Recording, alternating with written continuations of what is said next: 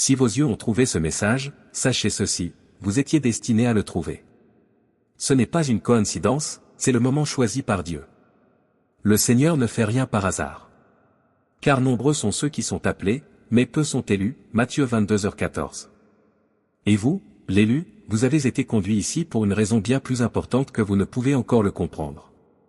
Depuis le début, vous l'avez senti, cette différence subtile, votre façon de voir le monde, la façon dont le monde réagit à votre égard, le sentiment inébranlable que votre existence ne se résume pas à survivre au jour le jour. Ce n'est pas votre imagination, c'est la marque de la faveur divine.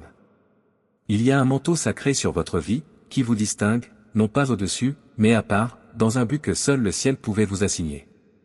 Mais écoutez cette vérité, être choisi par le Très-Haut ne signifie pas suivre un chemin facile. Cela signifie porter la lumière à travers les ténèbres, endurer des tempêtes que d'autres ne connaîtront jamais, devenir un instrument à travers lequel la puissance de Dieu agit. C'est pourquoi vous devez comprendre qu'il existe 7 signes indéniables qui confirment cette vocation. Des signes qui prouvent que la main du ciel est sur votre vie. Vous n'avez pas été créé pour vivre sans but. Vous avez été créé pour une mission divine. Mais d'abord, si quelque chose au plus profond de vous-même vous touche, si votre âme sait déjà que ce message vous est destiné, faites-le savoir. Tapez « Amen » dans les commentaires ci-dessous. Que ce soit une déclaration que vous êtes prêt à vous lancer dans la mission que le Seigneur a écrite pour votre vie, et restez avec ce message jusqu'à la fin, car nous terminerons par une prière qui peut briser les chaînes et ouvrir les portes. Êtes-vous prêts? Commençons. Les signes que vous êtes sur le point de recevoir ne sont pas des théories. Ce sont des certitudes spirituelles. Ce sont des marques courantes que l'on retrouve dans la vie de ceux qui ont été choisis, favorisés et appelés pour un but divin. Et le premier de ces signes est l'éveil. Il ne s'agit pas d'un simple changement de pensée, mais d'une transformation profonde de l'âme. Tous les élus le vivent. Ce n'est pas facultatif. C'est ainsi que le Très-Haut révèle votre véritable identité. Cela commence souvent dans le chaos. Ce qui vous apportait autrefois du réconfort vous semble soudainement vide de sens. Des relations de longue date s'éloignent. Les croyances qui vous ancraient autrefois commencent à se fissurer. Vous avez l'impression que votre monde s'écroule, mais en réalité, il se remet en place. Voici, je vais faire une chose nouvelle, Ésaïe 43, 19. Dieu ne détruit pas votre vie. Il la reconstruit sur la vérité.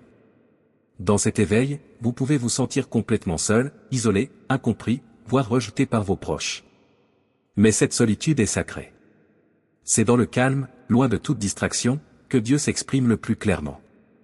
Le bruit doit être réduit au silence pour que la vérité puisse émerger. Souvent, l'éveil est déclenché par une perte, une trahison ou un changement soudain. Mais ce qui ressemble à une rupture est en fait une naissance. Vous ne vous perdez pas. Vous vous débarrassez de ce que le monde vous a dit d'être afin de devenir ce que Dieu a créé pour vous. L'éveil aiguise votre perception. Vous commencez à remarquer ce que les autres négligent.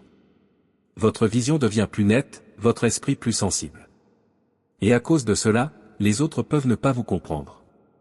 Ils sont encore endormis. Mais vous, l'élu, vous vous êtes réveillé. Et une fois réveillé, il n'y a pas de retour en arrière possible. Lorsque vous êtes choisi, votre esprit commence à s'élargir d'une manière qui défie la logique. Vous ne pensez pas seulement différemment, vous commencez à recevoir différemment.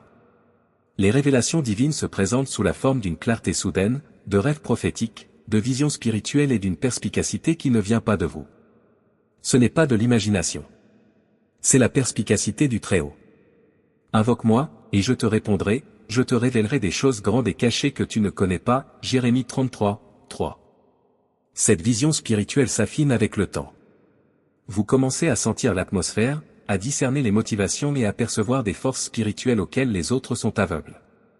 Vous reconnaîtrez la lumière et les ténèbres non pas par des mots, mais par leur présence. Et c'est l'un des signes les plus évidents que vous avez été mis à part. Mais la révélation s'accompagne de responsabilités.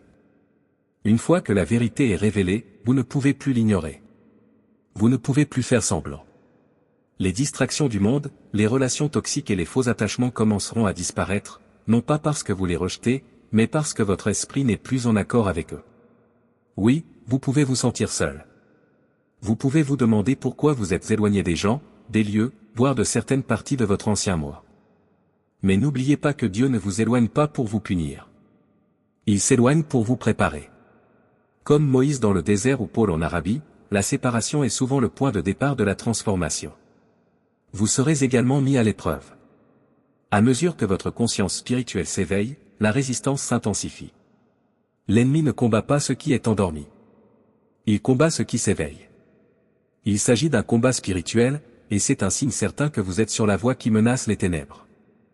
Votre tâche consiste désormais à rester ancré. Renforcez votre lien avec Dieu. Laissez la prière, le calme et la concentration sacrée vous guider vers l'avant. Car ce réveil n'est pas seulement un moment, c'est le début de votre mission divine. Et une fois qu'elle aura commencé, rien ne sera plus jamais pareil. Maintenant que le voile s'est levé et que votre esprit est éveillé, le voyage commence véritablement. Et l'un des signes les plus évidents que vous avez été choisi par le Très-Haut n'est pas les applaudissements, mais le rejet. Ce rejet vous a peut-être suivi toute votre vie. Des amis qui ont disparu sans raison. Des membres de votre famille qui ont mal compris votre cœur. Des gens qui vous ont critiqué simplement parce que vous étiez vous-même.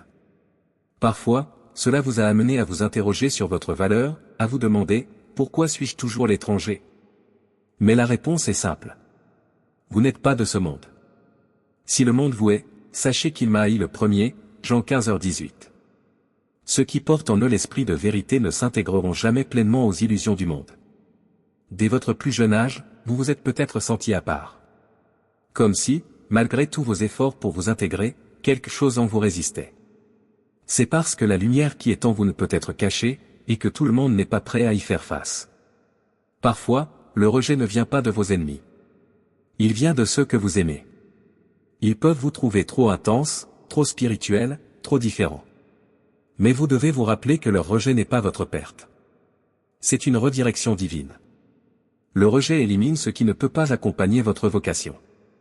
Même Jésus a été rejeté dans sa ville natale et Joseph a été trahi par ses propres frères. Pourtant, tous deux étaient destinés à quelque chose de plus grand. Lorsque les gens s'éloignent, laissez-les partir. Leur départ est une porte que Dieu lui-même ferme. S'ils ne pouvaient pas voir votre valeur, c'est qu'ils n'étaient pas destinés à être témoins de votre onction. Dieu met souvent ses élus à l'écart pendant des périodes cachées, non pas pour les isoler, mais pour les fortifier en vue de leur mission. Et tandis que d'autres recherchent les applaudissements, vous recherchez la vérité. Laissez donc le rejet vous enseigner, et non vous vaincre. Chaque porte fermée recèle une leçon cachée qui vous prépare à celles qui s'ouvriront devant vous. Il y a un manteau divin sur votre vie, une onction sacrée qui vous distingue d'une manière que vous ne comprenez peut-être pas entièrement. C'est pour cette raison que la résistance vous suivra. Les ténèbres reconnaissent la présence de la lumière bien avant les gens. Certains vous envieront sans raison, d'autres comprendront mal votre cœur, et quelques-uns s'opposeront même à vous sans raison. Mais comprenez ceci, leur réaction n'est pas due à votre échec. Elle est due à votre rayonnement. L'onction sur votre vie a du poids dans l'esprit. Tout comme l'huile versée sur la tête de David bien avant qu'il ne s'assoie sur le trône, Dieu vous a marqué pour quelque chose qui ne s'est pas encore pleinement manifesté. Mais le ciel sait déjà qui vous êtes. Le rejet, bien que douloureux, devient souvent un outil entre les mains du divin. Vous n'avez jamais été destiné à être façonné par l'approbation des hommes, mais par l'appel de Dieu. Lorsque vous êtes mis à part, vous traversez souvent des pièces où vous vous sentez invisible, incompris, voire rejeté. Mais prenez courage. Jésus lui-même était méprisé et rejeté par les hommes, homme de douleur et habitué à la souffrance, Ésaïe 53, 3. Et pourtant, c'est grâce à ce rejet que le monde a été racheté. Souvent, le rejet n'est pas un mur. Il devient une redirection entre les mains de Dieu. Dieu permet à certaines personnes de s'éloigner, non pas pour vous punir, mais pour faire de la place à celles qui sont en accord avec votre destin. Le malaise que vous ressentez n'est pas un signe de faiblesse. C'est l'élargissement d'une âme qui se prépare à l'impact. Ceux qui sont vraiment destinés à faire partie de votre vie ne seront pas intimidés par votre lumière. Ils la célébreront. Ils n'essaieront pas de faire taire votre voix. Ils l'amplifieront. Mais jusqu'à ce qu'ils arrivent, Dieu suffira. Dans les moments où personne ne comprend votre feu, appuyez-vous sur celui qui l'a allumé. Pour chaque moment de désert, il y a un bien-être plus profond creusé dans votre âme. Votre but n'est pas ancré dans les applaudissements, les réalisations ou l'acceptation par la foule. Il est ancré dans l'obéissance, façonné dans des lieux cachés et révélé au moment divin. Comme Paul l'a rappelé au jeune Timothée, ravive le don de Dieu qui est en toi, 2 Timothée 1h6. Car le don qui est en toi n'est pas ordinaire. Il est éternel. Tu n'as pas été placé ici pour survivre en silence, mais pour parler de la vie. Non pas pour reculer devant la peur, mais pour diriger avec courage. Ce qui remue dans ton cœur n'est pas de l'ambition. C'est une mission. Ce sentiment qu'il y a plus, c'est le murmure du ciel. Ce que tu as affronté n'a pas été vain. Comme un arbre taillé pour porter plus de fruits, chaque coup de sécateur t'a préparé à une récolte plus abondante. Dieu ne vous a pas oublié. Il vous a préparé. Alors ne maudissez pas le processus. Embrassez-le. Car lorsque le temps sera venu, ce qui vous a fait pleurer deviendra le carburant qui portera votre voix. Vous avez été choisi non pas pour qui vous êtes, mais pour celui à qui vous appartenez. Et rien ne peut arrêter ce qu'il a décidé. Il y a quelque chose en vous qui ne se contente pas de remarquer l'évidence, mais qui perçoit ce qui est caché. Alors que les autres voient avec leurs yeux, vous voyez avec votre esprit. Ce n'est pas une simple intuition, c'est un discernement spirituel. Un don divin. L'un des signes les plus évidents que vous avez été mis à part. Le discernement est la capacité de percevoir la vérité au-delà du physique. Vous percevez ce que les autres ne voient pas, les intentions cachées, les énergies tacites, les forces spirituelles qui se cachent derrière les rencontres quotidiennes. Mais la nourriture solide est pour les adultes, qui, par un usage constant, se sont entraînés à distinguer le bien du mal, Hébreux 5h14. Et c'est ce que vous faites, même si vous ne comprenez pas toujours pourquoi. Vous pouvez entrer dans une pièce et ressentir une lourdeur sans qu'un mot ne soit prononcé. Vous pouvez rencontrer quelqu'un et sentir instantanément si son esprit porte la lumière ou autre chose. Vous avez probablement déjà douté de ces instincts, pour vous rendre compte plus tard qu'ils étaient justes. C'est parce que vous n'êtes pas guidé par la seule vue. Vous êtes guidé par l'Esprit de Dieu. Ce don s'accompagne à la fois de pouvoir et de responsabilité. Toutes les vérités ne doivent pas être confrontées. Certaines vous sont révélées afin que vous puissiez vous préparer, et non réagir. Soyez prudents comme les serpents et simples comme les colombes, Matthieu 10h16. Parfois, la sagesse veut que l'on garde le silence. Laissez Dieu révéler ce qui doit être révélé en temps voulu. Vous devez également protéger votre esprit. Les gens seront attirés par vous pour la sagesse que vous possédez, mais tous n'ont pas des intentions pures. Le discernement protège votre âme, non seulement du mal, mais aussi des opportunités divines. Vous sentirez quand agir, quand rester, quand parler et quand lâcher prise. Faites confiance à ce don. Il ne vient pas de vous. Il vient de Dieu. L'ennemi se montre rarement de manière évidente. Il se cache dans les distractions, les gens, les tentations, voire vos propres pensées. Mais en tant qu'élu, vous possédez le discernement spirituel, un don qui vous aide à voir ce que les autres ne voient pas, à sentir le danger avant qu'il ne survienne et à rester en phase avec votre objectif. Ce don ne vous a pas été donné par hasard. Il est destiné à protéger votre vocation. Faites donc confiance à ce que vous ressentez, même si cela n'a pas de sens pour les autres. L'un des signes les plus évidents que vous êtes choisi est le contraste extrême dans votre vie. Une grande faveur et des combats acharnés vont de pair. Chaque avancée semble susciter une résistance. Chaque pas en avant est accueilli par une pression inattendue. Mais ce n'est pas une coïncidence. C'est une guerre spirituelle. L'ennemi ne gaspille pas son énergie sur ceux qui restent immobiles. Il cible ceux qui s'élèvent. Vous l'avez vu. Juste au moment où la vie commence à s'aligner, quelque chose perturbe la paix. Vous obtenez une promotion, un conflit apparaît, vous vous rapprochez de Dieu, des défis surgissent. C'est parce que vos progrès constituent une menace pour les ténèbres. Mais vous continuez à vous élever. La main de Dieu vous soulève, vous protège et ouvre des portes que nul homme ne peut fermer, Apocalypse 3h8. Votre survie, maintes et maintes fois, est la preuve de la faveur divine. Mais la faveur s'accompagne de responsabilités. Vos bénédictions ne sont pas seulement pour vous. Elles sont destinées à bénir les autres. Vous avez été choisi pour diriger, pour inspirer, pour apporter la lumière dans les endroits sombres. C'est pourquoi vous devez protéger votre énergie. Le but de l'ennemi n'est pas toujours la destruction. C'est la distraction, vous épuiser, brouiller votre vision, vous faire douter de votre valeur. Mais la vérité demeure. Vos épreuves ne sont pas des signes de faiblesse. Elles sont la preuve de votre puissance. Dieu fortifie ceux qu'il désigne. Tout comme David a affronté Goliath et Esther a affronté des rois, vous aussi êtes destiné à quelque chose de plus grand. Chaque revers est un entraînement. Chaque bataille construit en vous quelque chose d'inébranlable. Si votre vie a été un mélange de faveur et de feu, c'est parce que vous suivez un chemin divin. Aucune arme forgée contre toi ne prospérera, Ésaïe 54, 17. Tu as été choisi et même si des batailles peuvent survenir, rien ne peut finalement défaire ce que Dieu a ordonné. Il y a quelque chose en toi qui a toujours tendu vers le divin. Peu importe où la vie t'a mené, peu importe ce à quoi tu as été confronté, ton lien avec Dieu n'a jamais vraiment disparu. Même dans le silence, même dans le doute, sa présence persistait. Ce n'est pas un hasard. C'est la marque des élus. Tu n'as pas besoin de preuves pour croire. Tu sais. Vous l'avez senti parler à travers des rêves, des signes, des incitations discrètes. Alors que d'autres prient par habitude, vous priez avec avidité. Vous recherchez la vérité, pas la tradition. Votre relation avec Dieu n'est pas une routine religieuse. Elle est personnelle, vivante et sacrée. Il y a une raison pour laquelle votre âme ne se contente pas d'une vie superficielle. Alors que d'autres recherchent les applaudissements et les possessions, vous aspirez à quelque chose d'éternel. Vous ne vous êtes jamais senti à l'aise dans les espaces superficiels. Votre esprit rejette les mensonges, les conversations vides et les vibrations négatives. Vous êtes attiré par la lumière, la vérité, le sens. Ce n'est pas une faiblesse. C'est votre alignement. Mes brebis écoutent ma voix, je les connais et elles me suivent, Jean 10h27. Et vous avez suivi à travers la confusion, à travers les tempêtes, même lorsque vous vous sentiez seul. Mais cette force n'était pas seulement la vôtre. C'était la grâce de Dieu qui vous soutenait. Vous avez reçu la préscience divine.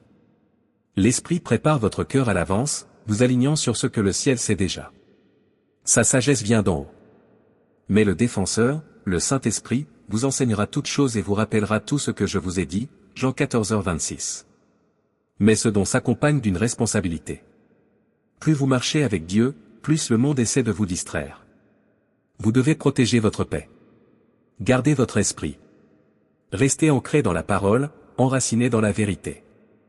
Car lorsque vous êtes aligné avec Dieu, vous n'avez pas besoin de courir après ce qui vous est destiné. Cela vous trouvera. Votre présence porte la lumière. Même dans le silence, les gens la ressentent. C'est votre raison d'être. C'est votre vocation. C'est une faveur. Il y a quelque chose en vous que les gens ne peuvent expliquer.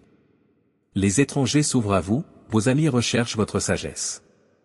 Lorsque les autres trouvent la paix, la clarté ou la force en votre présence, ce n'est pas simplement du charisme. C'est souvent le reflet de l'onction de Dieu qui agit à travers vous.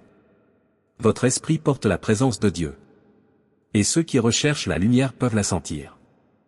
Mais cette même lumière s'accompagne de tensions. Certains seront attirés par vous, d'autres seront déstabilisés. Votre présence réveille ce que les autres tentent de faire taire. Elle révèle ce qu'ils ont enfoui. Vous n'avez pas besoin de parler pour être remarqué, car l'Esprit de Dieu est en vous. L'atmosphère change lorsque vous entrez dans une pièce. C'est cela, l'autorité spirituelle. Certains vous admireront. Ils sentiront en vous une clarté divine et y trouveront du réconfort. D'autres, cependant, peuvent se sentir exposés. Ils vous rejetteront, vous critiqueront ou vous feront concurrence, non pas à cause de qui vous êtes, mais à cause de ce que vous portez. La vérité déstabilise l'illusion.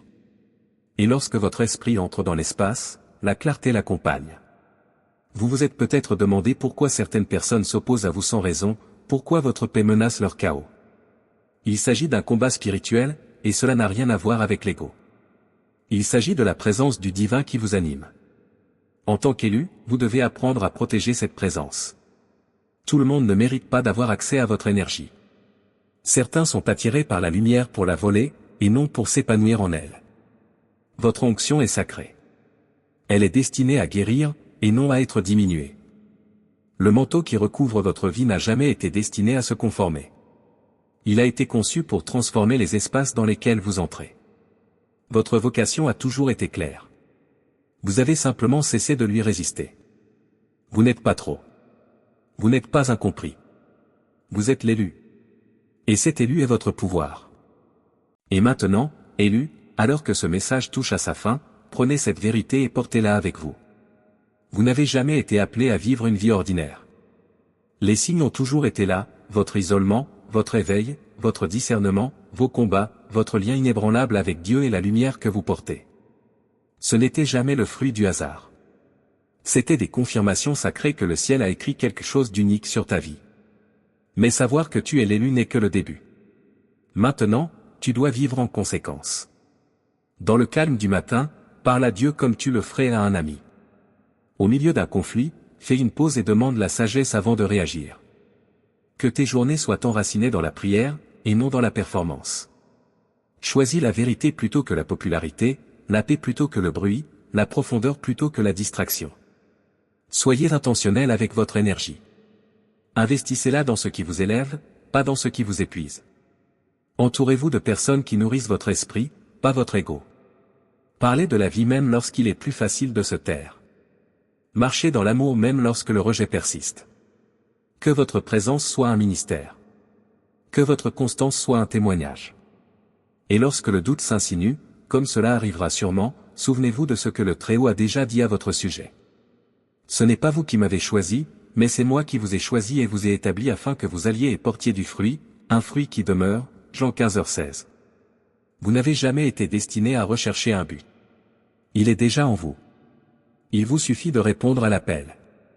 Vivez votre vie quotidienne comme la preuve de l'onction sur votre âme. Soyez excellent dans les moments invisibles.